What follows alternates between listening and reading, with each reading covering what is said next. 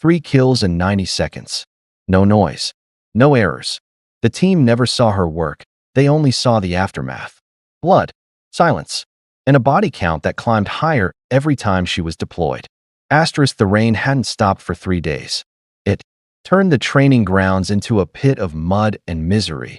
But she kept moving, quiet, focused, mechanical. Every candidate around her was bigger, louder, angrier. They sneered behind her back, laughed when instructors barked orders, and stared. When she outperformed them, she didn't speak unless directly ordered to. Even then, it was one-word answers. Always calm, always cold. She had no name in the system, just a number, and even that wasn't real. The application file was a fake, stitched together by someone who wanted her in the program but couldn't say it out loud. No official background, no record of schooling, no family listed. A ghost, shoved into a selection pipeline designed to break men twice her size. But she didn't break. She never even blinked. What no one in that compound knew, what even her recruiter only half guessed, was that she had been through worse. Much worse.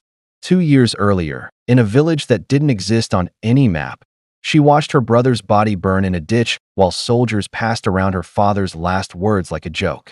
She had no weapon then, only a rusted machete and a promise she whispered to herself as she stepped into the firelight. They will not forget me. That night changed everything.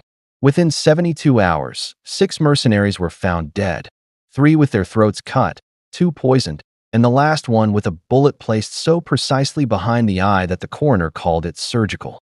But there were no casings, no prints, just silence. Her name was passed around in whispers, tucked into redacted reports and burned folders. MI6 flagged her first, thinking she might be a rogue asset. CIA tagged her as a person of interest. But then came the visit, silent, professional, and without ceremony.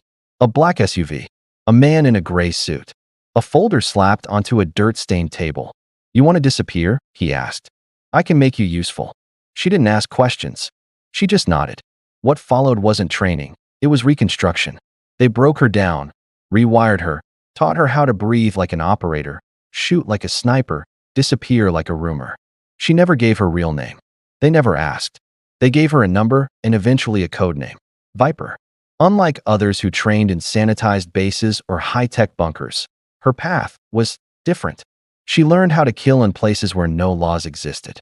Syria, Somalia, Colombia, but always in shadows. No medals, no recognition, no evidence. Her final test before joining the kill team wasn't in a classroom. It was an unsanctioned mission in Belarus. The target was a defected Russian biochemist running a lab that didn't exist. There were no support teams, no evac plans, no drones overhead.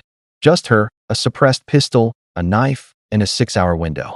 She walked out with no wounds, no gear, and the target's encrypted files burned into a microchip hidden in her boot heel. The kill was confirmed. The body vanished. A message arrived the next day in Washington, asset green. Recommend immediate deployment. Back at the training compound, the instructors were told to pass her through. No debrief. No evaluations. One of them, an ex-ranger, tried to push back. Said she wasn't team material. Said she was off. That night, his security clearance was revoked, and by morning, his career was over. No one questioned her after that. The first time she walked into the kill team briefing room, the others laughed. A woman. Small, quiet, unreadable. She didn't bother explaining herself. She just stood in the corner, eyes scanning, ears open. She already knew who the best shooter was, who had a temper problem, who couldn't stop checking his watch because he hated his wife and felt guilty about it. 3 weeks later, during a joint training op in Bavaria, she shot a target at 1,100 yards with crosswind, dead center, through a cracked window. The spotter refused to believe it. Said it was luck. She repeated the shot. Blindfolded. No one. Laughed again. From that point on, she wasn't part of the team. She was the weapon they brought when failure wasn't an option. The one they didn't list on the mission roster. The one who never signed the kill orders, but somehow always knew who needed to die. Behind her back, they gave her a nickname, the Phantom. But even then, none of them really knew her. No one did. Not the man who recruited her. Not the commanders who sent her into places most people didn't survive. Not the team who owed their lives to her trigger finger. She was just a silhouette at the edge of the firelight, the last thing you'd see before everything went quiet. And she never missed. The jungle smelled like rot and copper. It was thick with humidity, impossible to breathe without tasting decay in the air. Operation Ash Tide wasn't meant to be complicated. At least that's what the brass had promised. In and out. Simple kill sweep on a known cartel compound nestled in the Ecuadorian highlands. Intel said it was lightly defended. The cartel was supposedly on its last leg. Intel was wrong. She knew at the moment their boots hit the ground. The birds had stopped singing. Not a single dog barked from the nearby slums. Too quiet. Unnaturally still. They'd been dropped into an ambush. But nobody listened to her. She wasn't the team leader, just the asset. She moved in the background, eyes always scanning, mind 3 steps ahead. The rest of the team, seasoned, arrogant, predictable, pressed forward. 10 minutes in, the jungle exploded. Automatic gunfire from the trees. Claymores hidden in roots. A drone overhead went dark. Comms flooded with screaming. The team fell back into defensive positions, but 2 men were already down, bleeding out. One of them was still clutching his rifle, eyes wide, trying to speak. She stepped over him without a word. Mercy had no place here. Pinned down behind a decaying hut, the team waited for orders that weren't coming. The satellite feed was cut. Their handler had gone silent. Someone inside, had burned them. She took position on a rusted rooftop, laying flat against the tin surface, scanning with her suppressed scope. 8 tangos. No uniforms, just tattoos and jungle camo. Cartel enforcers. But they moved too well. Too coordinated. Ex-military. Contractors, maybe. She took the first shot before anyone could stop her. Clean. Through the ear canal. His partner looked confused for a second too long before collapsing with a hole in his temple. In 38 seconds, she dropped 4 more. The rest retreated. Her team stared. One of the operators, the same one who had mocked her during their first mission, just muttered, "What the hell are you?" She didn't answer. By the time they regrouped and cleared the compound, 6 enemy bodies were missing, dragged, vanished. But the files were still there, stacked in a room behind an old church altar, protected by nothing more than a padlock. That's what had drawn the kill team in. Documents. Names. A ledger of payoffs that connected the cartel to American contractors and someone high up in military command. That someone had sold them out. She didn't report the find. Not yet. Instead, she slipped a flash drive from her vest and uploaded the data manually. A backup. Insurance. The kind of move no regular operator would even think to make, unless they didn't trust anyone. On the second night, while the team was sleeping in shifts, she heard static in her earpiece. An encrypted channel only command used. A voice, flat and cold.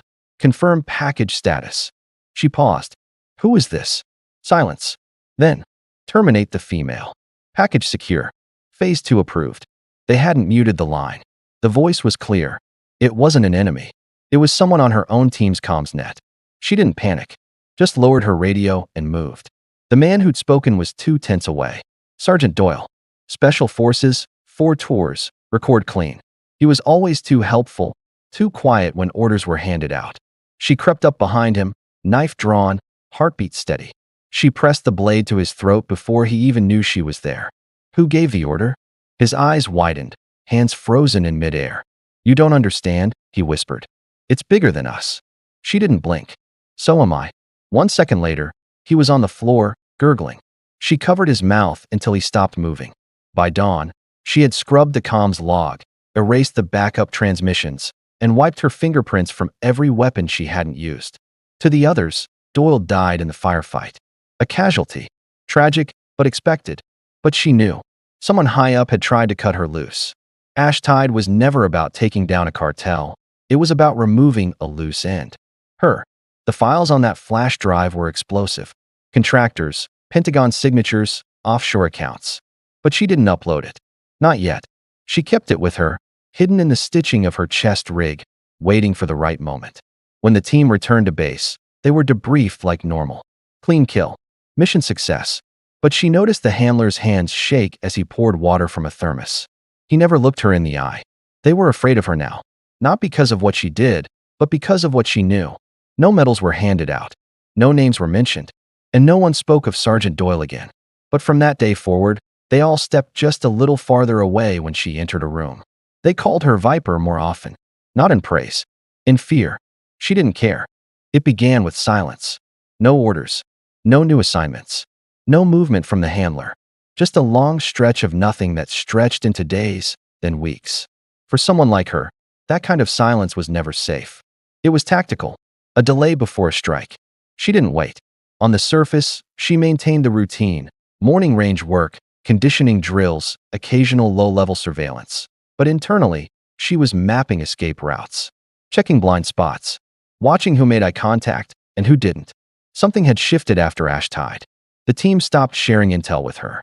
The new comm protocols came down without warning. Clearances revoked. A mission was launched, and for the first time, she wasn't on it. She wasn't being sidelined. She was being erased. The first real sign came when she noticed the drone overhead. It wasn't military issued, at least not for field use. Civilian shell, military internals. Unregistered. Quiet. She let it follow her for 3 days, long enough to bait the operators watching through its eye. Then she took it down with a slingshot and a stone. Old school, silent, untraceable. She didn't recover the wreckage. Just left it there as a message. I see you too. That night, she went completely dark, burned her SIM, destroyed her tactical gear, and disappeared into the city. Underground. Off-grid. A ghost hiding in plain sight. The kind of places even the alphabet agencies don't dig into. Where cash is king, and names don't matter. That's when they came. Not in uniform. Not with badges. Just 4 men in black jackets who looked too clean to belong. She caught them tailing her in a train station. 2 on the floor, 1 on the second level, 1 shadowing the exit. Professional. Predictable. Government trained. But not from her world. These weren't operators. They were cleaners. She led them into an alley 4 blocks south. Only one walked out. He didn't chase her. He called someone and whispered into a burner phone. Target engaged. Packages not contained. 2 days later, she reached out to someone she never thought she'd contact again. A man with an artificial hand and a voice like gravel. He used to run wet work for the agency before they tried to kill him too. She found him running a private arms deal in Montenegro. He didn't ask how she found him. He just poured her a drink. They're scared of you, he said. That's why they're being sloppy. She slid a flash drive across the table. I need this scene. If I don't check in within 72 hours, drop it. He nodded. Who do you want it to hit? Everyone. She left without another word. The plan was simple. Find the source. Cut off the head. Whoever had pulled the trigger on her was high enough to hide behind bureaucratic shadows. She couldn't reach them through protocol, but she could reach them through precision. It led her to Luxembourg, to a private villa, shielded behind diplomatic walls and security that looked more ceremonial than functional. She knew the man who lived there, General Thomas Kessler. Decorated. Untouchable. He signed off on Ashtide. He oversaw the kill team program. And, buried deep in the operation files she had stolen, his name was linked to off-the-books asset purges. Hers was the next name on that list. She scouted the compound for 3 days. No drones. No guards with real training. Just cameras and fences, and men who thought the war was behind them. It wasn't. Not for her. On the 4th day, she climbed a drainage pipe before dawn and waited on the rooftop, perfectly still, her breath slower than the wind. When Kessler stepped into his office at exactly 6:17 a.m., she was already watching him through the reinforced window. One shot. Subsonic. Glass cracked, but didn't shatter. He collapsed without even dropping the coffee mug. She left the same way she came in, quiet, invisible, untouchable. 2 hours later, every major agency received an encrypted email from an untraceable source. It contained names, coordinates, account numbers, proof. A storm of scandal followed. Investigations launched. Files reopened. But no one ever found her. Some say she died that night in Luxembourg, gunned down in a final shootout that was never recorded. Others believe she's still out there, executing names off a list that no one wants to admit exists. No photos. No confirmed sightings. Just rumors. And bodies. The kill team never spoke of her again. New recruits were told she was a myth, a psychological trick used to keep them sharp. But the older operators? They still checked over their shoulders on missions. Still jumped at shadows. Because she had become more than a ghost. She had become the consequence no one saw coming. And even now, she never misses.